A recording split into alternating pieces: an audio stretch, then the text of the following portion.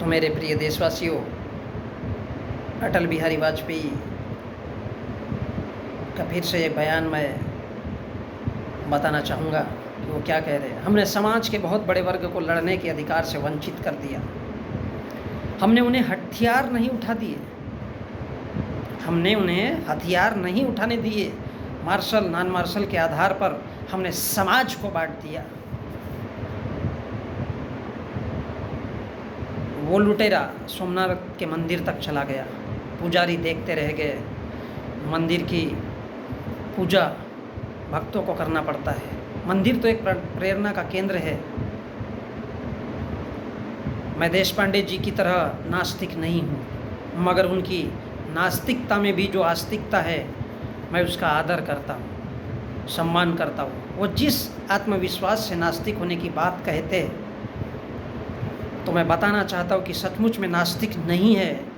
जिसकी आस्तिकता है, जिसका विश्वास है, वो नास्तिक कैसे हो सकता है। अटल बिहारी वाजपेयी जी का बयान, थोड़ा उनके बात को समझ लेते हैं कि वो धड़ल्ले से बोल रहे कि हमने समाज के बहुत बड़े वर्ग को लड़ने के अधिकार से वंचित कर दिया। लड़ने के अधिकार से वंचित कर दिया। ये कौन है समाज का बहुत बड़ा वर्ग? भारत का SC ST OBC और माइनॉरिटीज। बोले वो हमारे खिलाफ कभी खड़ा नहीं हो सकता, वो हमारे खिलाफ कभी नहीं लड़ सकता। किसके खिलाफ? इस देश के ब्राह्मण, बनिया और ठाकुरों के खिलाफ। हमने उन्हें हथियार भी नहीं उठाने दिए। हमने इतना, उनके कहने का मतलब है कि हमने उनको इतना मजबूर कर दिया, उनको इतना तकलीफ दे दी उसके माध्यम से, क्योंकि वो जानते हैं कि इस देश में सुप्रीम कोर्ट में भी ब्राह्मण जज बैठे। इस देश के शासन प्रशासन, न्याय व्यवस्था, हर एक उस चीज़ में, इस देश के पुलिस प्रशासन में भी जितने भी अधिकारी है, इस देश के चुनाव आयोग और जहाँ पर भी है, सारे के सारे ब्राह्मण, बनिया और ठाकुर बैठे हुए हैं। इसलिए वो डंके की चोट पे बोलते हैं कि हमने इस देश के पूरे देश को बांट दिया, लेकिन कहने का मतलब उनका है कि हमारा कुछ नहीं उखाड़ पाए हैं। क्यों? क्योंकि हमने मार्शल और नॉन मार्शल के आधार पर समाज को बांट दिया है। मार्शल और नॉन मार्शल, मार्शल क्या होता है? इस देश का जो सेनापति होता है, जो लीड है इस देश का, वो इस देश के ब्राह्मण, बनिया और ठाकुरों के पास है। यानी इस देश का जो सेनापति है, चाहे वो किसी भी फील्ड में हो, न्याय में हो, शिक्षा में हो, संस्कृति में हो, धार्मिक क्षेत्र में हो, आर्थिक क्षेत्र में हो, शिक्षा के क्षेत्र में, प्रत्येक हर एक क्षेत्र में हमने उस जगह पर इस देश के उच्च वर्णीयों को बैठा दिया है। इसलिए ये हमारा कुछ नहीं कर सकते। क्यों? क्योंकि हमने इन लोगों को मार्शल, यानी जो मुख्य कमान है इस देश की, ब्राह्मण, बनिया और ठाकुरों के पास है। और नॉन मार्शल एक ऐसा कानून होता है जिसमें मिलिट्री को अधिकार दिया जाता है। इसको समझने की कोशिश करिएगा। एक ऐसा कानून होता है नॉन मार्शल, जो कि अन्य देशों में भी इसको लगाया गया था 19वीं शताब्दी के दूसरे तीसरे दशकों में। तो नॉन मार्शल का अर्थ ये है कि उसकी पूरी की पूरी, यदि न्याय प्रणाली है तब भी वो काम नहीं करेगी। पूरा का पूरा अधिकार क्षेत्र इस देश में मिलिट्री को दिया जाएगा। इस देश में मिलिट्री कौन है? इस देश के ब्राह्मण, बनियों की, इस देश के हिंदू संगठन, इस देश के RSS।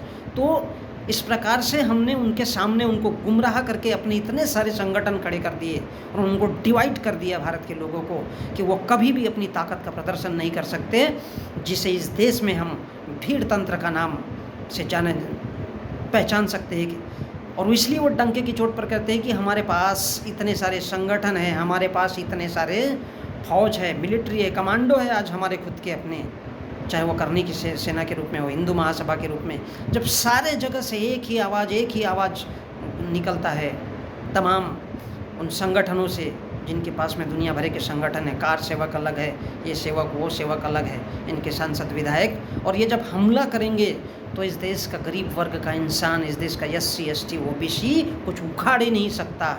और इस प्रकार से न्याय प्रणाली भी काम नहीं कर पाएगी। इसलिए वो कह रहा है कि हमने मार्शल और नॉन मार्शल के आधार पर इस देश के समाज को बांट दिया है।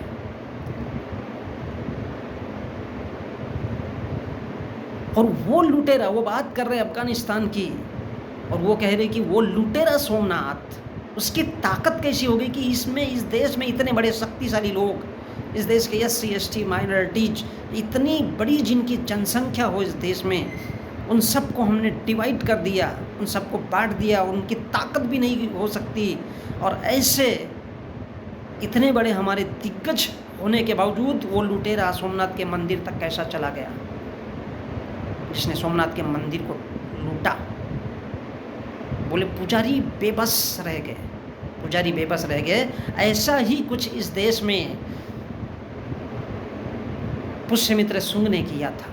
इस देश के बौद्धिस्ट, बौद्ध भिक्षु, बौद्ध प्रजा, वो सारे के सारे देखते रह गए और उनकी सरेआम हत्याएं करवाई गई। जो इसका जिक्र इस बात पर एक मामूली से मंदिर को लूट जाने के बारे में किया था। किसने? अटल बिहारी वाजपेयी ने, कि वो लुटेरा मंदिर तक चला गया, पुजारी देखते रह गए।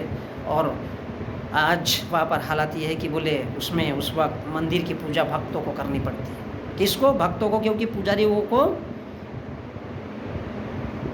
क्या कर दिया गया, गायब ही हो गए। तो मंदिर हमारा प्रेरणा का केंद्र है। और वो आगे भी कह रहे, उसी प्रकार भारत में बौद्धिस्ट लोगों का प्रेरणा का केंद्र होता था। वो एजुकेशन होते थे, वो भी कॉलेज होते थे, वो यूनिवर्सिटीज़ होती थी, जिनको इस देश में इन ब्राह्मणों ने, इन ठाकुरों और बनिया के पूर्वजों ने पूरी तरह से समाप्त कर दिया, नेस्तनाबूद कर दिया। जिसमें 36 यूनिवर्सिटी इस देश में काम करती थी, सिर्फ पढ़ाने लिखाने का काम होता था। और वो आगे लिखते हैं, शायद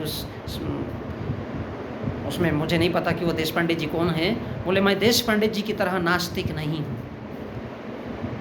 ये नास्तिक कौन है? ये भारत के बुद्ध के मानने वाले लोग, जिनकी संख्या इस देश में घंटा कुछ है ही नहीं। मगर उनकी नास्तिकता में जो आस्तिकता है, बोले वो नास्तिक है फिर भी वो मानते हैं।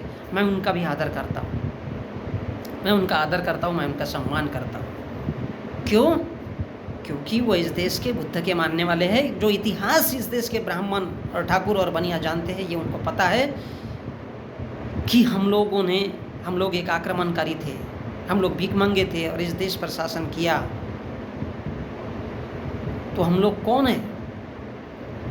हमारे इस देश की संतानें, हमारे पुरखे कौन है? इस देश के बुद्धकालीन लोग हैं, इस देश के बुद्धकालीन सम्राट लोग हैं। और वो इस आत्मविश्वास से नास्तिक होने की बात कहते हैं।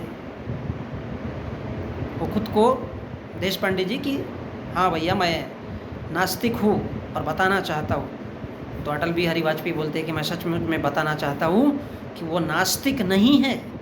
वो खुद ही अपने मुंह से इस बात को बताना चाहते हैं इस देश के लोगों को कि वो नास्तिक नहीं है।